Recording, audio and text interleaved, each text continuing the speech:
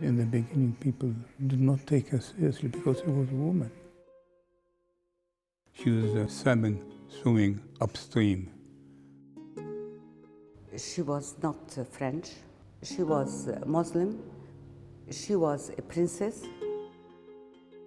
She was so generous and she loved life. She was such a great personality, so colorful in so many ways. There was so much excitement.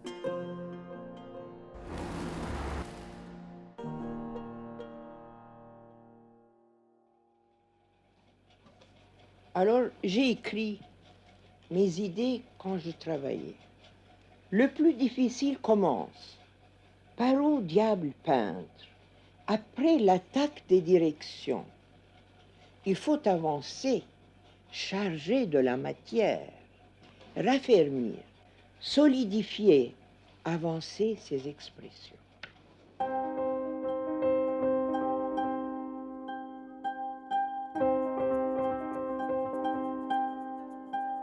My family from my mother's side was mostly artists and painters and individuals who were very much prone to liberal arts. On my father's side, but were more to do with politics. At the age of 19, she joined the Academy of Fine Arts in Turkey.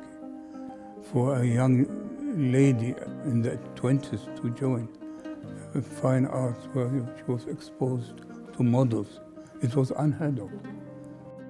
She got married. A businessman who took her to Europe. He took her everywhere, to the museums, to the exhibitions.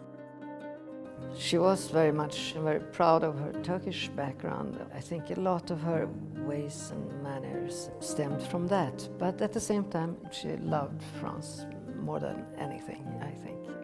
It was in the beginning of the 30s where she met my father. My late father-in-law was appointed as what they call minister at that time to Germany. And then as the Second World War was looming and breaking out, he was recalled back to Baghdad. She went into the abstract once she went to Baghdad to live there when she got married. And then she saw through this lattice work on the windows. She would look through them in the early hours of the morning. She would see these peasant women coming from the horizon with their colorful costumes. That inspired her to start her first abstract. Working, she was in a trance. Yeah. She would just carry on for hours and hours and hours, just sweating, and no one could disturb her. No one could talk to her. No one could No talk one to her. could talk to her, no. And she was oblivious what was going on behind her. Yeah, To, concentration, total concentration. Yeah. Total concentration. Yeah. After the war, she had more or less a double life. She had the life of a diplomat in London and also a life of an artist and a painter in Paris. She did exhibit at the Colette Alendi Gallery. Colette Alendi used to show the most avant-garde work. She was at a turning point in the development of art, and she was part of it.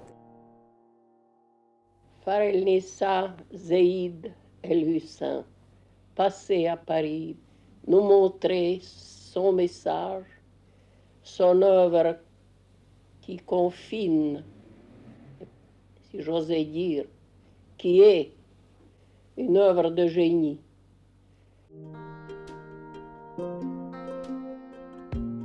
In the 50s, she went into these very big canvases when she started doing My Hill.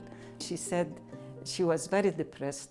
A very dear friend of hers passed away. And she was sitting watching a fly that was moving on the wall. She was inspired by that, said, I want to do my big canvas with these movements that represent life somehow. She had a great big studio, I think, in the embassy residence at that time. But then With the terrible thing that happened in Iraq in 1958, they had to move out of that beautiful residence and went into a smaller apartment. Nous avons dû quitter l'ambassade et nous avons trouvé un petit appartement où nous sommes retirés. Donc, je commençais à faire la cuisine. C'est Noël, j'ai tâché de cuire une dinde. And then I think they had eaten it down to the bone, but she was about to throw it all out, but she caught herself and saw that it had a very interesting shape. And so she kept it and then she painted it. Shortly after that, she had the chance to meet the great Minister of Culture in Paris. Je lui dis, Monsieur le ministre, ça a l'air de joujou mexicain, n'est-ce pas? Alors voilà sa réponse. Mexicain, oui, mais ça, c'est de l'art.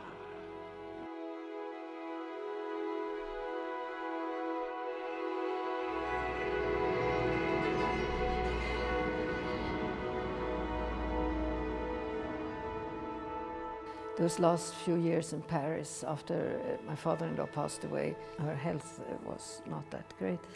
So she decided to take this big leap and come to Amman, where at the time there wasn't that much cultural life or so much happening in the art world. I believe few of us have the chance to meet extraordinary people who change the course of your life.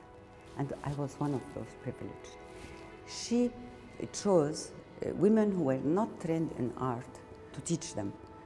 She was teaching and letting these ladies do the abstract work while she made many, many, many portraits. She felt maybe she had done enough of the abstract paintings. It just didn't come to her anymore. Pour faire un portrait, je mets mon modèle assez loin de moi pour ne pas voir les détails, pour avoir une opinion générale, de voir la présence de cette personne et peut-être son âme.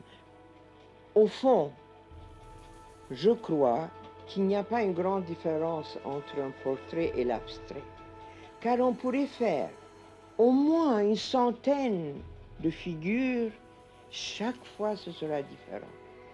Parce que ce n'est pas la photo, c'est l'âme.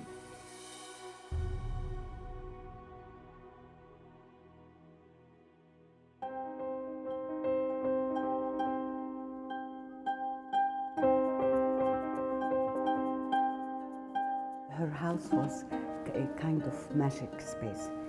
This combination of colors and shapes was truly magic. To understand who is Fahrelnissa, she was one of the first women to go to the Academy of Art in Istanbul in the 1920s. She was one of the very few women in the 50s that was part of this circle of men artists. She came to Jordan and she transformed the perception of what is art. She was one of these few women who was taken out of history because of their gender and in her case because of her origin. She was the East and the West combined in harmony.